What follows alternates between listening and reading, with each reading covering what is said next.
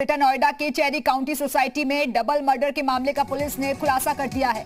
Police ने मुख्य आरोपी अमन को गिरफ्तार कर लिया है। पुलिस ने बताया कि मृतक विनय गुप्ता ने एक बार आरोपी को डांट दिया था, जिस वजह से बुजुर्ग दंपति से आरोपी अमन चिढ़ता था।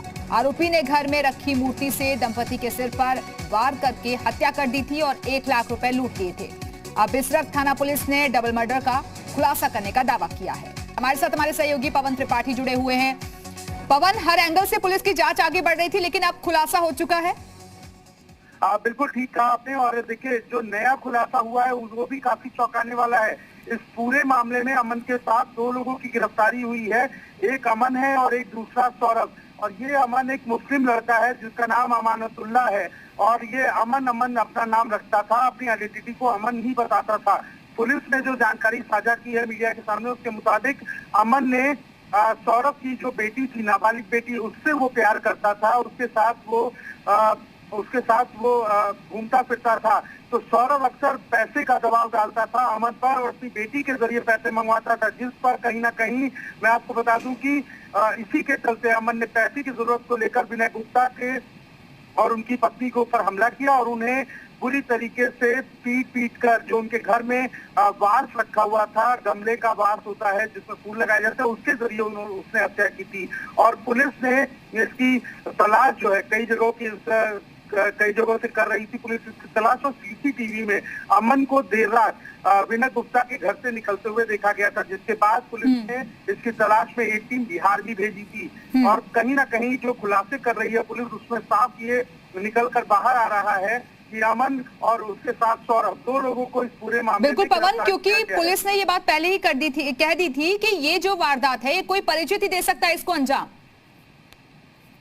बिल्कुल ठीक कहा, क्योंकि जिस तरीके से ये शव बरामद हुए थे और जिस तरीके से दरवाजा खुला था, कोई रात के वक्त सिर्फ वही उस फ्लैट के अंदर दाखिल हो सकता है जिसकी वहां पर फ्रेंडली एंट्री हो। तो अमन अक्सर जो है विनय गुप्ता की मदद करने स्टोर के बाद उनके घर तक जाया करता था। चाबियों का गुच्छा जिस बैग में होता था, वो अमन अक्सर देखता था कि चाबियों का गुच्छा इसी बैग में है। और दिन भर की जो सेल होती थी दुकान की, क्योंकि वो ग्रोसरी स्टोर था तो अच्छी खासी सेल थी वहां पर, उस पूरे दुकान की सेल जो होती थी 2-3 लाख रुपए, वो भी उसी बैग में रहते थे।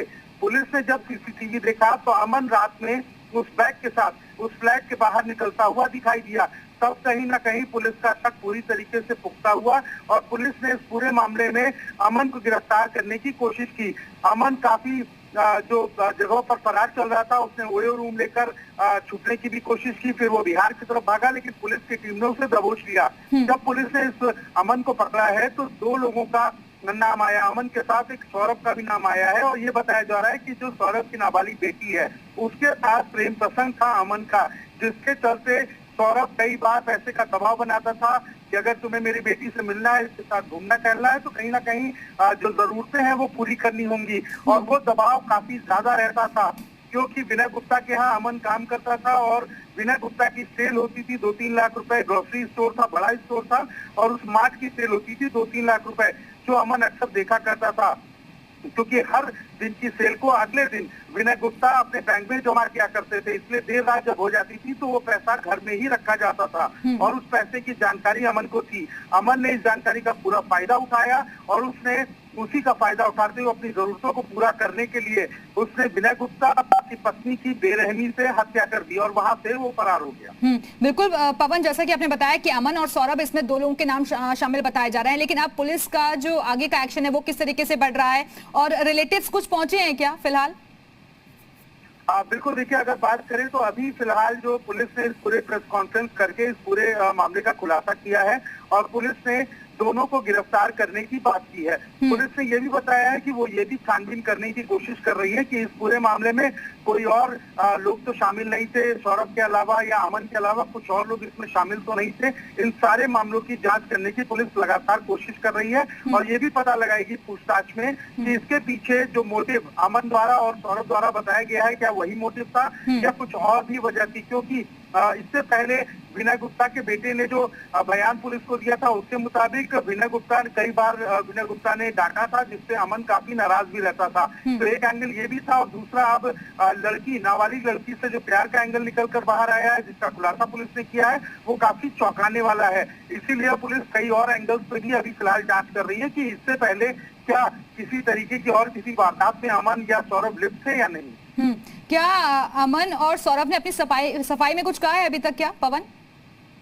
बिल्कुल, देखिए प्रेस कॉन्फ्रेंस के बीच में ही जब मीडिया के लोगों ने अमन से सवाल पूछा कि कौन तुम पर प्रेशर डालता था, तो उसने साफ तौर पर सौरभ जो उसके बगल में आरोपी के रूप में खड़ा था उसके ऊपर इशारा करते हुए उसने बताया कि ये अक्सर मुझसे पैसे की डिमांड करते थे और मुझ पर ये प्रेशर डालते थे कि पैसे लेकर आओ, कहीं से भी पैसे लेकर आओ, जिसकी वजह से उसने बताया कि उसने ये पूरा हत्याकांड को अंजाम दिया और दोनों पति पत्नी को, विनय गुप्ता और उनकी पत्नी को बेरहमी से उनका कत्ल करके वहां रखे हुए जो पैसे थे उसे लेकर वो फरार हो गया था। पवन, लेकिन जिस तरीके से ये पूरा घटनाक्रम बड़ा हुआ और तह तक जाने के लिए पुलिस को काफी मशक्कत भी करनी पड़ी, ये पूरा समझ में आता है कि सोची समझी रणनीति, पूरी प्लानिंग के साथ वारदात को अंजाम दिया गया। बिल्कुल, कहीं ना कहीं देखिए जो जिस तरीके से ये घटना सामने आई थी, रात में 11 बजे विनय गुप्ता का बेटा जब ग्रोसरी स्टोर बंद करके इस पास में ही बने सेक्टर 122 के अपने मकान में चला जाता था, तो उसके बाद विनय गुप्ता उस ग्रोसरी स्टोर से पूरा सामान लेकर, अपना कैश लेकर, उसकी चाबियां लेकर वो अपने सोसाइटी में ऊपर जाया करते थे। तब जो स्टाफ था वो वहां से निकल जाया करता था। तो काफी रेकी की गई इसकी और काफी जानकारी थी अमन के पास कि जब सभी लोग चले जाएंगे तो उसके बाद जब ग्रोसरी स्टोर बंद हो जाएगा उसके आधे घंटे बाद जब विनय गुप्ता अपने घर में पहुंच जाएंगे तब वो दाखिल होगा। यानी अगर बात करें तो इसकी प्लानिंग जो है वो काफी दिनों से बनाई जा रही थी और जो अमन था वो लगातार इसकी प्लानिंग करने की कोशिश में जुटा हुआ था। वो यही कोशिश कर रहा था कि किसी तरीके से उस वक्त एंट्री की जाए जब उसे कोई देखे न और किसी को उस पर शक ना हो, क्योंकि वो अमन विनय गुप्ता का एम्प्लॉय था, इसीलिए उसका फ्रेंडली एंट्री थी उसके सोसाइटी के अंदर। कहीं आने जाने में उसे कोई दिक्कत नहीं होती थी और उनके घर तक भी पहुंचने में उसे कोई प्रॉब्लम नहीं होती थी। इसीलिए उसने काफी दिनों से रेकी करने के बाद उसने ये पूरे घटनाक्रम को अंजाम देने का फैसला किया। और सबसे बड़ी बात है कि उसने जब ये पूरी घटना को अंजाम दिया तो उस वक्त भी उसने कोशिश की कि किसी तरीके से वो सीसीटीवी में नजर नहीं आए। लेकिन एक सीसीटीवी पुलिस जब खंगाल रही थी तो उसने देखा कि विनय गुप्ता एक बैग अक्सर लेके जाते थे, जो उनके बेटे ने बताया था कि उस बैग में पूरे दिन का जो ग्रोसरी डिपार्टमेंट की सेल हुआ करती थी, जो पैसे हुआ करते थे वो रखते थे और डिपार्टमेंटल स्टोर की जो अपना स्टोर था उसकी चाबियां रखा करते थे।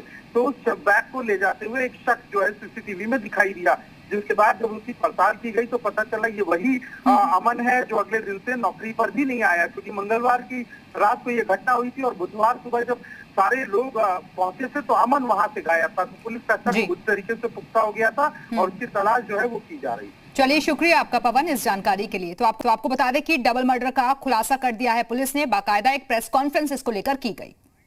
फुटेज हम लोगों ने निकाले, उसमें एक शख्स जिसका नाम अमन हयात खान, जो इनके दुकान में काम करता था लगभग 4-5 महीने से, उसका जो है सीसीटीवी फुटेज हमारे पास आया। जब हमने उसको जो है वो और वेरीफाई किया तो ये पता चला कि ये इनके यहाँ पे जो ग्रोसरी मार्ट है जिसमें विनय गुप्ता बैठते थे, अपना काम करते थे, उसमें नौकरी करता था। और इस अमन को जो है वो पैसे की ज़रूरत है। अमन के साथ जो दूसरा शख्स था इसका नाम सौरभ है। ये सौरभ जो है चूँकि अमन एक नाबालिग बच्ची से जो है वो दोस्ती कर रखा था और ये सौरभ उसके पिता है, तो उस बच्ची के थ्रू ये जो है इससे पैसे की डिमांड कर रहे थे। और इसी में जो है इसको चूँकि पैसे की आवश्यकता थी अमन को, और विनय गुप्ता जो है वो डेली लगभग जो उनका ग्रोसरी का सेल होता था वो लेकर के जाते थे और उसको बाद में अगले दिन बैंक में जमा कराते थे। तो इसको ये पता था कि इनके पास जो है वो कुछ अमाउंट रहता है। उसी जो है वो क्रम में इसने 3 तारीख को ये योजना बनाई और क्योंकि उस दिन करवा चौथ था, देर रात तक जो है मेहंदी लगाई जा रही थी, इनकी दुकान के बाहर स्टॉल लगा था, तो इसको जो है वो मेहंदी लगाने वाले पे निगरानी रखने के लिए और उसके हिसाब के लिए उसने छोड़ दिया था। देर रात तक ये वहाँ पे रुका और लगभग जो है वो 11:30 पौने 12 बजे के आसपास जो है जब वो चीज़ ख़त्म हो गई तो ये मालिक के घर पे गया, विनय के घर पे गया। वहाँ जाकर के इसके द्वारा जो है उनसे पैसे की डिमांड की गई। उनके द्वारा ये मना कर दिया गया कि जो है पैसा हमारे पास नहीं है, और इसी क्रम में जो है इसने वहाँ पे जो रखी हुई एक लैंप थी, उस लैंप को उठा करके पहले लेडी जो नेहा गुप्ता है उनको मारा और उसके बाद फिर जो है विनय गुप्ता को मारा। लैंप से मारने के बाद इसके द्वारा वहाँ से कुछ रुपए, लगभग 1 लाख रुपए और चेकबुक और कुछ सामान जो है वहाँ लेकर के भाग गई।